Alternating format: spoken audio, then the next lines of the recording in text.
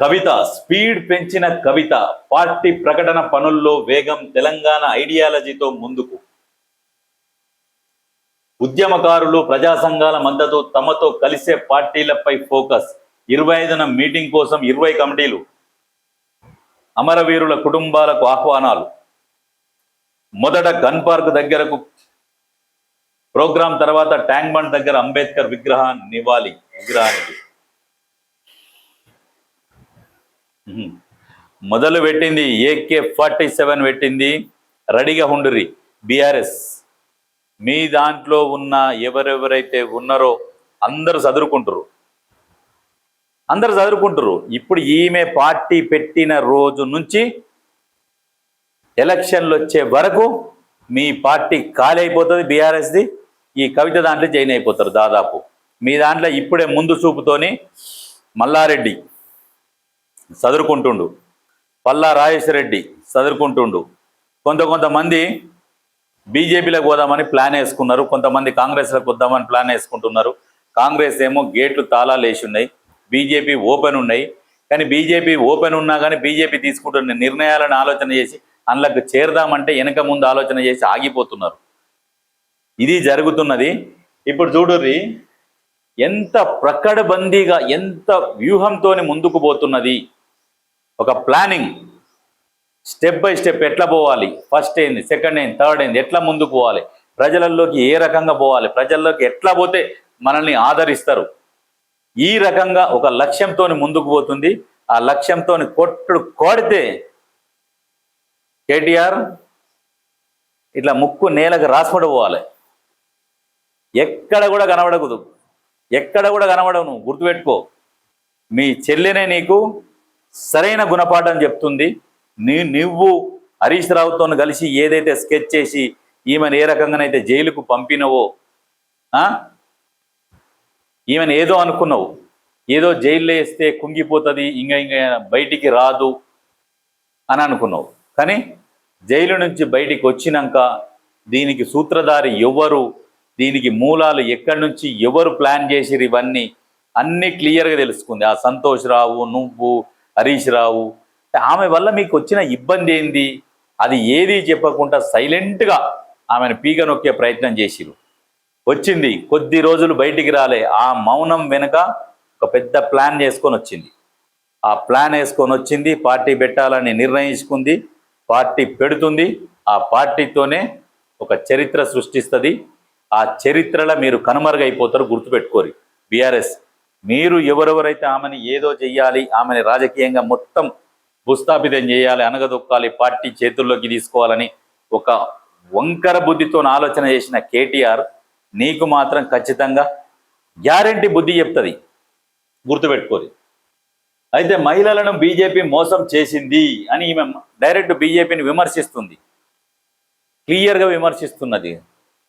ఎందుకు మొన్న కేసులు అయినాయి, బయటికి వచ్చింది, క్లీన్ చీట్ వచ్చింది, వచ్చినాక ఎక్కడ సాక్ష్యాలు లేవు, కానీ పెట్టించింది ఎవరో ఈమె క్లియర్గా అర్థమైంది, అందరికి అర్థమైంది.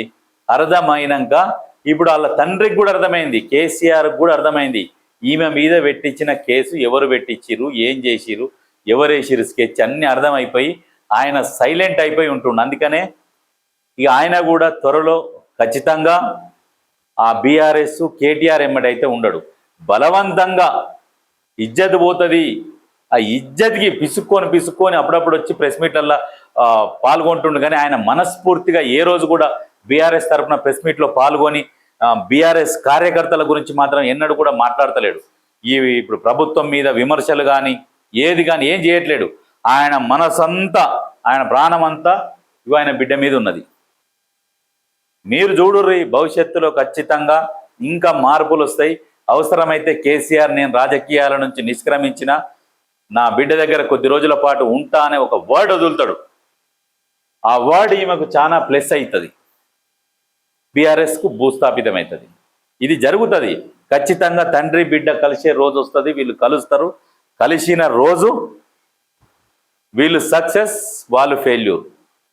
సక్సెస్ అంటే ఎమ్మటే అధికారంలోకి వస్తారు అని మనం చెప్పట్లేదు, కాకపోతే ప్రతిపక్ష పాత్రకైనా వస్తారు. ఇయ్యాల కాకుండా రేపు కాకుండా ఏదో ఒక రోజు అయితే మంచి భవిష్యత్తు అయితే ఉన్నది. ఎందుకంటే ఈమె ఒక వ్యూహంతో పోతున్నది. ఎట్లా వీళ్ళ కేసీఆర్ గాంక ఎట్లయితే ప్లాన్ వేసుకొని ఒక ప్లాన్గా వెళ్ళిపోతాడో ఉద్యమ సమయంలో, ఇట్లా పోతే ఇది, ఇట్లా పోతే ఇట్లా, ఎత్తు వేసుకుంటూ పోతాడో అవే పోలికలు, అదే గుణం ఈమెకు ఉన్నది. కాబట్టి ఈమె రాజకీయంగా సక్సెస్ అయ్యే అవకాశాలు ఈమెకు ఎక్కువ ఉన్నాయి. కేటీఆర్కి ఏంటంటే వేరేది ఉన్నదిలే, ఆయన మనసంతా వేరే వాళ్ళ మీద మనసు గుంజుతుంటుంది.